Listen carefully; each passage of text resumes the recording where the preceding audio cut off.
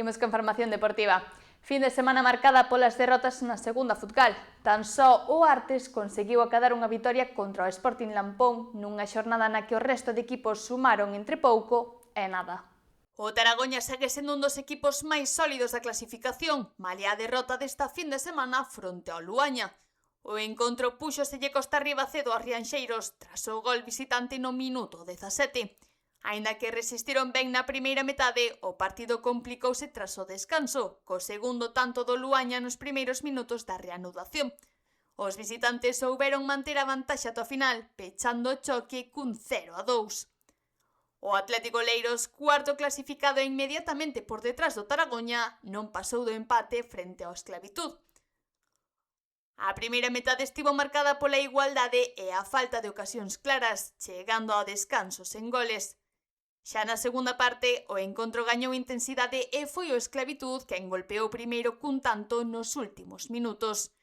Cando todo parecía decidido, o Atlético Oleiros tirou de orgullo e conseguiu rescatar un punto no minuto 90, deixando o marcador final nun empate a 1. Pola súa banda, o Porto do Son tampouco puido sumar ante o Agrón Barcala. Os barbanzáns mantiveron o tipo durante a primeira metade, pero o partido mudou por completo tras o paso polos vestiarios.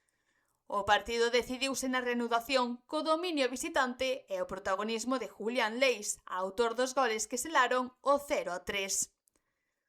O Noia B continúa na zona de descenso tras caer ante o Milladoiro. O choque xa quedou encamiñado ao descanso cun 0-3 e na segunda parte os visitantes ampliaron a renda ata o 0-5. Iago Pereira marcou o gol do honor no minuto 80 para pechar o 1-5. Pola súa banda, o Lesende de Lousame protagonizou un encontro moi igualado fronte ao Sares Tramundi.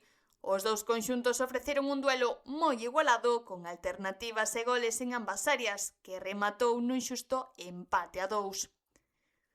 O Xuventud Aguiño tampouco puido sacar un resultado positivo no seu enfrontamento ante o Burdilde. A pesar dos intentos do Xuventud, este caeu nun encontro de moitos goles ante os rivais. Malia os intentos de reacción, o acerto local decantou o choque cun 6-4 final. Pola súa banda, o Artes conseguiu unha importante vitoria na casa ante o Sporting Lampón. O encontro comezou coas mellores sensacións para os visitantes, que dominaron a primeira metade e marcharon ao descanso cun claro 0-2 ao seu favor.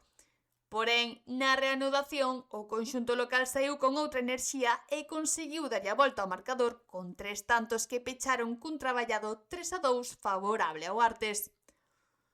Coa competición a piques de rematar, tan só queda unha xornada para pechar a tempada. Os equipos afrontan xa a reta final con todo por decidir e preparados para dar o máximo esta fin de semana.